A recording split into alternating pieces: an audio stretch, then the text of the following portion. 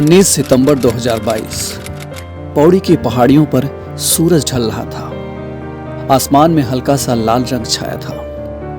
पर उस दिन एक मासूम लड़की की जिंदगी का सूरज भी हमेशा के लिए डूबने वाला था।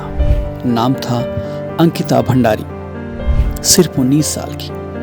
सपने आंखों में थे। माँ नहीं थी, लेकिन पिता और छोटे भाई के लिए वही सबसे बड़ी उम्मीद थी। लड़की हर दिन ऋषिकेश के एक रिसोर्ट में रिसेप्शनिस्ट की नौकरी करती थी, ईमानदारी से चुपचाप। लेकिन उसी रिसोर्ट का मालिक था पुलकित आर्या। उसे लगता था पैसे और पावर से सब खरीद सकता है, शायद किसी की जमीर भी। पुलकित अंकिता पर दबाव बनाता था।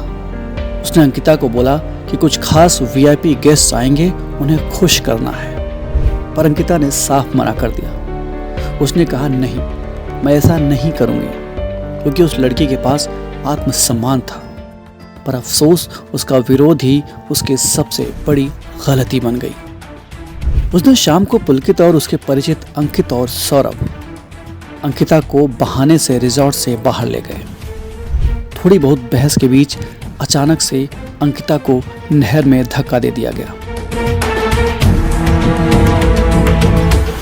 हो सकता है कि अंकिता को पहले ही मार दिया गया हो और उसकी डेड बॉडी को धक्का दी गई हो।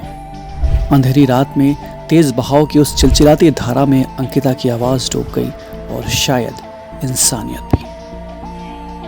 लेकिन सच्चाई की लड़ाई अब पूरे उत्तराखंड की लड़ाई बन चुकी थी। घटना सामने आई, सोशल मीडिया सुलग उठा, लोग सड़कों पर उतर आए, और यहीं से शुरू होती है एक अलग कहानी। मुख्यमंत्री पुष्कर सिंह धामी के सरकार की कहानी। केवल 24 घंटे के अंदर आरोपियों को गिरफ्तार कर जेल भेजा गया। एसआईटी बनाई गई, 500 पन्नों की चार्जशीट तैयार हुई, गैंगस्टर एक्ट लगाया गया, और जब जरूरत पड़ी तो वकील बदले गए, क्योंकि न्याय अधूरा नहीं रहना चाहिए। सरकार ने 3 बार वकील बदले ताकि केस में कोई कसर न रह जाए, और सरकारी वकील की दमदार पैरवी से बार बार आरोपियों की जमानत याचिकाएं खारिज होती रही।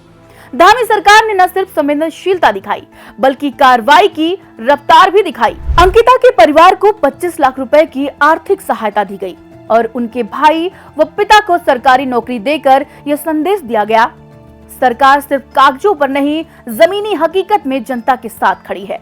और आखिरकार 30 मई 2025 यानी कि आज वो दिन जब कोर्ट ने अपना फैसला सुनाया। पुलकित आर्य, अंकित गुप्ता और सौरभ भरत तीनों को उम्र कैद की सजा हुई। यह हर उस सोच को जवाब है जो समझती है कि बेटी अकेली है कि वो कमजोर है। आज अंकिता को इंसाफ मिला। आज उत्तराखंड की जनता को भरोसा मिला, और आज धामी सरकार ने यह साबित कर दिया कि जब सरकार चाहे तो न्याय सिर्फ वादा नहीं, हकीकत बन सकता है। ये फैसला बताता है कि मुख्यमंत्री धामी के राज में न कोई अपराधी बच सकता है, न ही कोई पीड़ित अकेला पड़ सकता है। उत्तराखंड की जनता आज भरोसे से कह सकती है कि उनकी सरकार उनके साथ है, सिर्फ वादों में नहीं, हर मुश्किल की घड़ी में जमीन पर खड़ी होकर।